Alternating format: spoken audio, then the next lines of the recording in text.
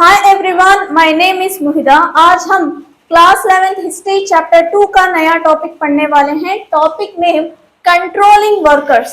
Roman empire में जो workers थे, वर्कर्स मतलब पुअर पीपल्स, जो लेबर स्लेव्स थे, उनके ऊपर किस तरीके से कंट्रोल किया जाता था, किस तरीके से उन्हें मैनेज किया जाता था। Slavery was an institution deeply rooted in the ancient world, both in the Mediterranean and in the Near East. जो स्लेवरी होता था वो डीपली रूटेड होता था एंशियंट वर्ल्ड में, यानी कि एंशियंट टाइम में स्लेवरी को इतना आम माना करते थे, इतना कैजुअल माना करते थे कि हर काम उनसे किया करते थे। कब? कौन कौन? Both in Mediterranean and the near east. Mediterranean के पास जो भी एम्पायर थे और उसके ईस्ट में, यानी कि पूरे के पूरे रोमन एम्पायर में जो स्लेवरी होता था वो डीपली रूटेड हुआ करता था। कोई भी इस स्लेवरी को चैलेंज नहीं कर सकता था। जो क्रिश्चियनिटी थी, जब वो पीक पर गई, सब के सब क्रिश्चियनिटी को अडॉप्ट करने लगी, उसकी रेस्पेक्ट करने लगी। इवन क्रिश्चियनिटी भी इस स्लेवरी को चैलेंज नहीं कर सकी थी, इतना ज्यादा वहां पर डीपली रूटेड था।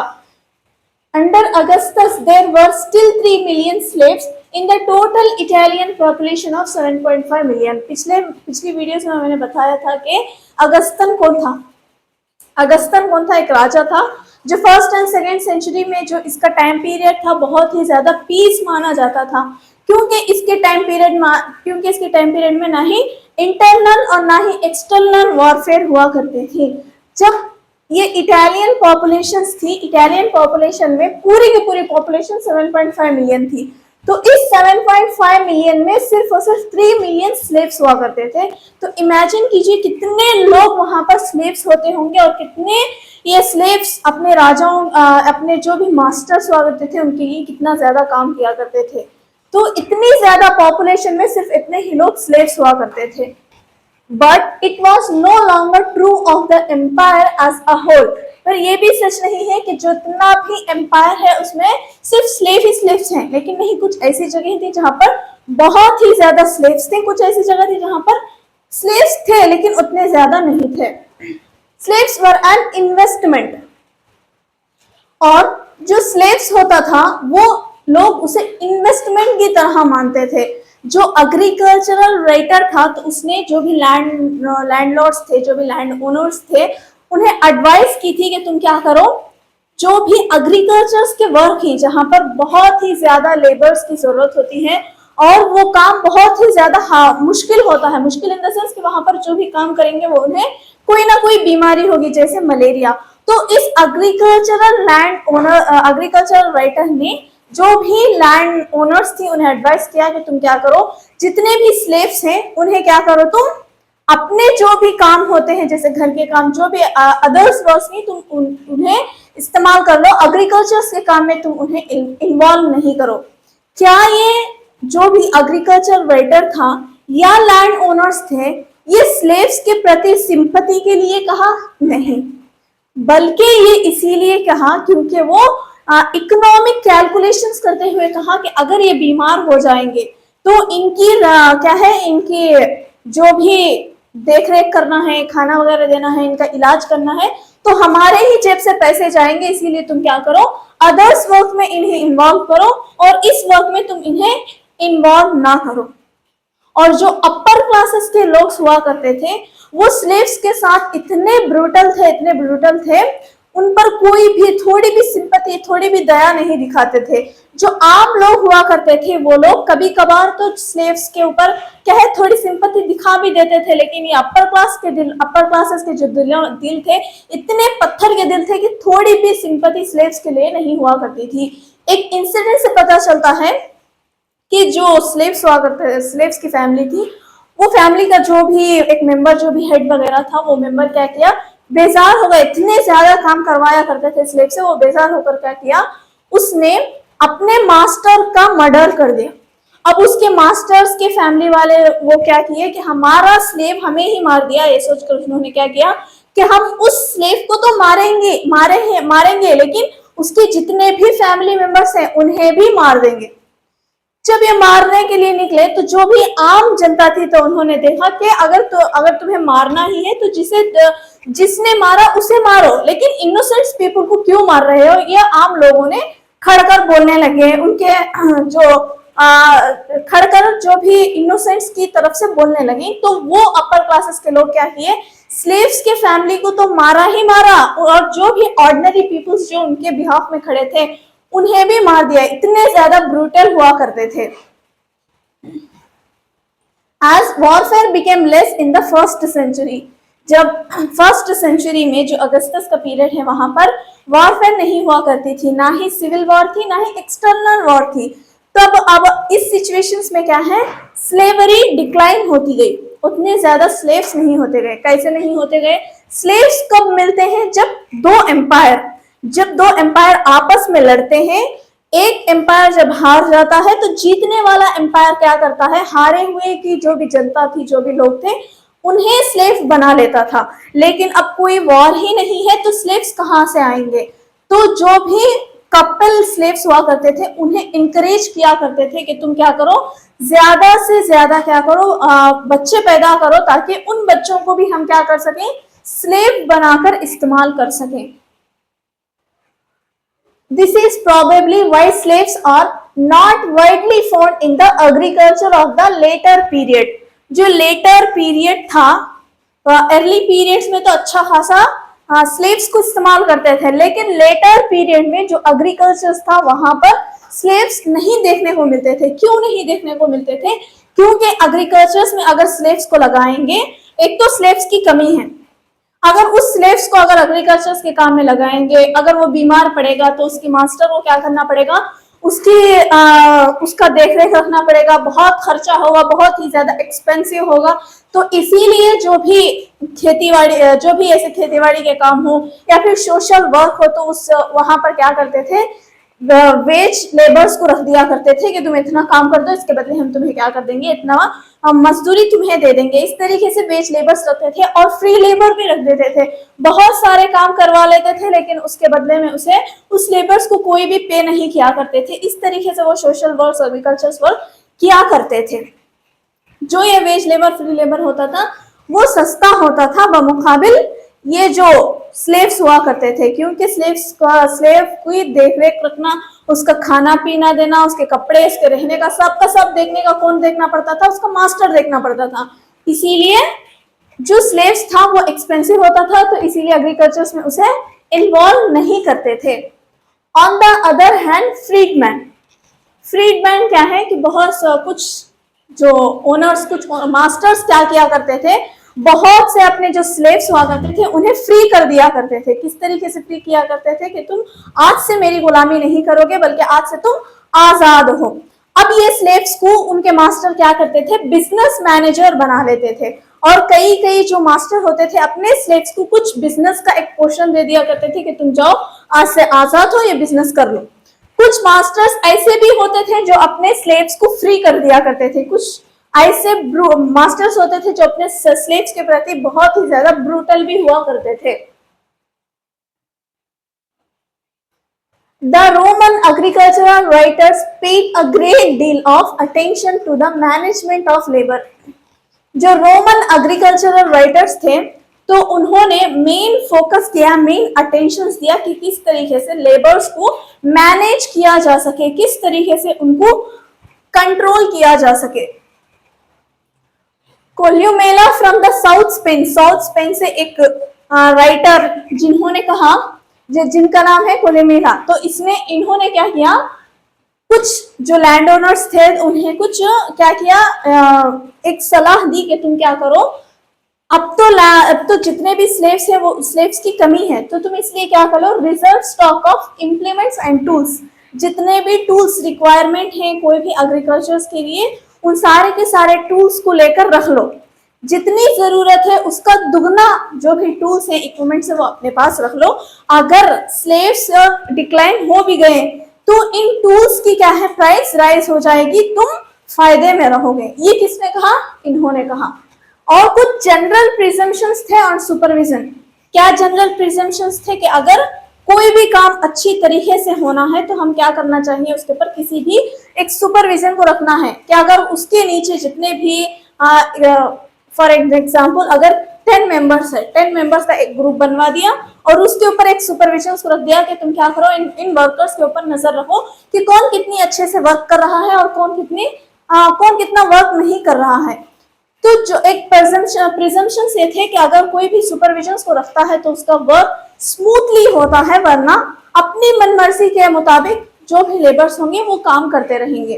तो एक और सलाह इन्होंने क्या दी, workers sometime group into team. इन्होंने कहा कि तुम क्या करो, अपने जो भी लेबर्स हैं, जो भी वर्कर्स हैं, उन्हें ग्रुप में बांट दो कि 10 मेंबर्स का इतना ग्रुप होगा, 10 मेंबर्स का इतना ग्रुप होगा। उन्हें ग्रुप्स में, गैंग्स में बांट दो।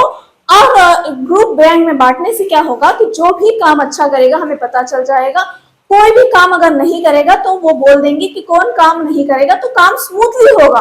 तो इन्होंने एडवाइस क्या दी कि तुम क्या करो, ग्रुप्स में टीम को बांट दो। पहले इन्होंने एडवाइस क्या दी कि टूल्स को तुम जितनी जरूरत है उससे दोगुना खरीद कर रखो। और फिर दूसरा उन्होंने क्या कहा कि तुम टीम्स को ग्रुप में बांट दो ताकि जो भी वर्क है वो स्मूथली हो सके। तो इसके वर्सेस में प्लेंटी द एल्डर ने कहा कि जो भी इन्होंने एडवाइस दी है लैंड ओनर्स के, तो लैंड ओनर्स को तुम क्या करो, लैंड जो प्लेंटी द एल्डर ने इनके जो भी कोलोमिला के जो भी एडवाइसेस है, जो इन्होंने लैंड ओनर्स को जो भी एडवाइस दी थी उसके खिलाफ में कहा कि ये बिल्कुल गलत चीज है, ये बिल्कुल वरस्ट है कि तुम क्या करो, किसी भी इंसान को, किसी भी लेबर्स को, 10 मेंबर्स को चेन से उन्हें बांध कर छोड़ दो कि तुम काम करें। ऐसा करना बिल्कुल भी गलत है। ये किसने कहा, प्लेंटी द एल्डर्स ने कहा। और क्या कहा, this is look like a draconian, ये बहुत ही ज्यादा ड्रैकोनियन की तरह है। ड्रैकोनियन क्या है, ड्रैकोनियन एक इंसान, एक शख्स के नाम पर उस चीज को कहा कि ड्रैकोनियन बहुत ही ज्यादा हार्श है, बहुत ही ज्यादा सख्त है कि किसी भी तुम इंसान को रस्सी से बांधकर, चेन से बांधकर उसे काम करने के लिए छोड़ो। तो ये बिल्कुल क्या है, हार्श है। अब इसका ड्रैकोनियन का मतलब क्या है कि अर्ली 6th सेंचुरी में एक लॉ मेकर था जो वो क्या करता था, जो भी आम जनता थी अगर कोई भी गलती करती थी तो उसे एज अ पेनल्टी उसे मौत की सजा दे देता था। तो जो भी गलती होती थी उसे पेनल्टी के तौर पर मौत की सजा दे देता था, जिसका नाम ड्रैको था। ड्रैको किसका नाम था, 6th सेंचुरी में, अर्ली 6th सेंचुरी में जो लॉयर था उसका नाम ड्रैको था, उसी के नाम पर ड्रैकोनियन, बहुत ही ज्यादा हार्श। तो प्लेंटी ने कहा कि जो कुछ भी इन्होंने डिस्क्राइब किया है कि वर्कर्स को कंट्रोल करने के लिए, ये बहुत ही ज्यादा क्या है, ड्रैकोनियन है। और उन्होंने एक और चीज को डिस्क्राइब किया, क्या वो, फ्रैंकिंसेंस। फ्रैंकिंसेंस क्या है कि कोई भी इत्र बनाने का काम होता था तो वहां के वर्कर्स को क्या किया जाता था, एक कॉस्ट्यूम एक कपड़े पहना दिया जाता था और उनके चेहरे पर एक नेट की तरह लगा दिया जाता था। तो जब भी वो वर्क के लिए जाते थे तो उनका वो जो क्या है, स्टैम्प से लगा हुआ गारमेंट उन्हें पहनना पड़ता था और उसी कपड़ों में क्या करना पड़ता था, वो काम करना पड़ता था। और जब काम खत्म हो जाता था तो वो कपड़े उतारकर अपने जो भी जनरल कपड़े होते थे वो पहनकर आना पड़ता था। तो इस तरीके से उन्होंने बताया जो एग्रीकल्चर्स में जो भी पीजेंट्स काम किया करते थे उनकी भी कंडीशंस बहुत ही ज्यादा हार्श थी, उनके ऊपर से बहुत ही ज्यादा हार्श कंडीशन से उनसे काम किया जाता था। In 3rd century Egyptian peasants deserting their village. 3rd century में क्या हुआ, इजिप्टियन पीजेंट्स क्या किए, अपने जो भी काम होता था वहां पर उस काम से बचने के लिए उस अपने गांव को डेजर्टिंग यानी कि छोड़ दिया, अपने गांव को छोड़कर चले जाने लगे, क्योंकि वो काम से बचना चाहते थे। जो कुछ भी उनसे एग्रीकल्चर्स में किया जाता था, बहुत ही हार्श कंडीशंस में जो काम करवाए जाते थे, उससे बचने के लिए उन्होंने क्या किया, अपने विलेजेस को छोड़कर जाने लगे। ये law of 398 refer to workers being branded.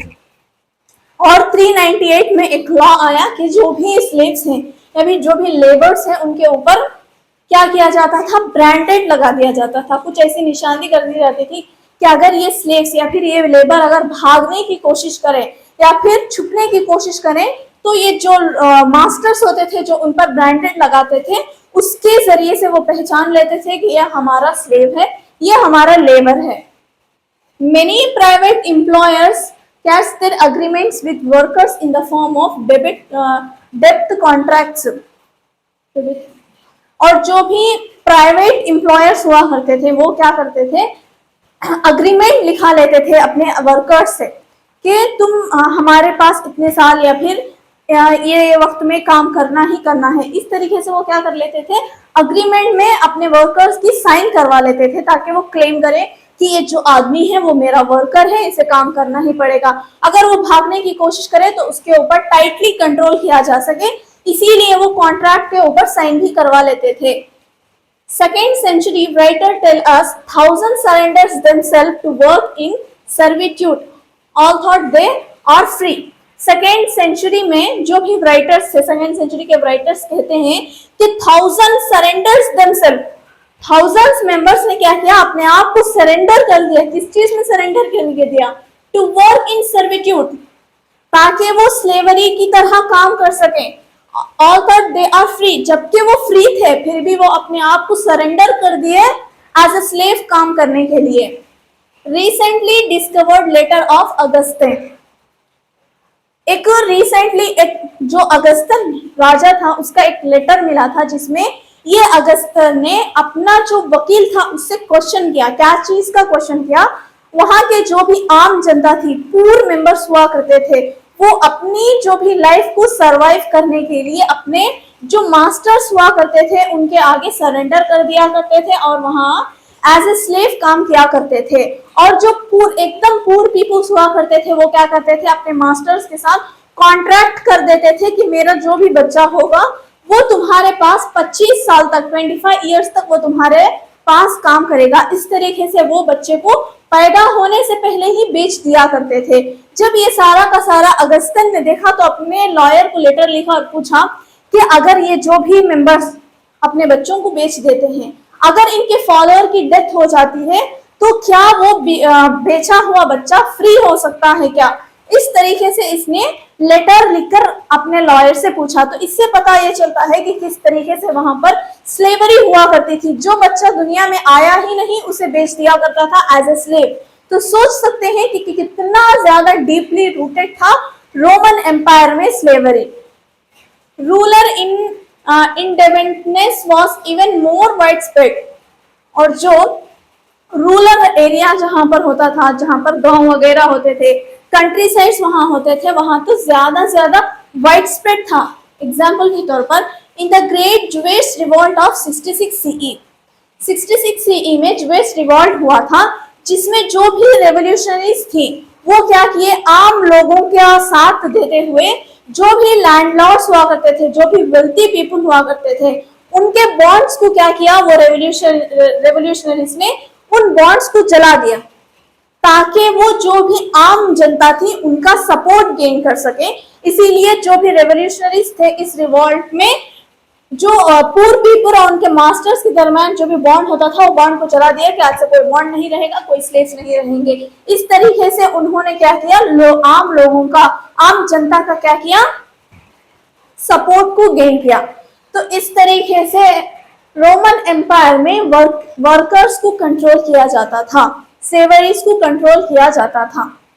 तो ये सारा का सारा कुछ हमने इस वीडियो में पढ़ा कि किस तरीके से वर्कर्स की लाइफ थी और किस तरीके से उन पर कंट्रोल किया जाता था।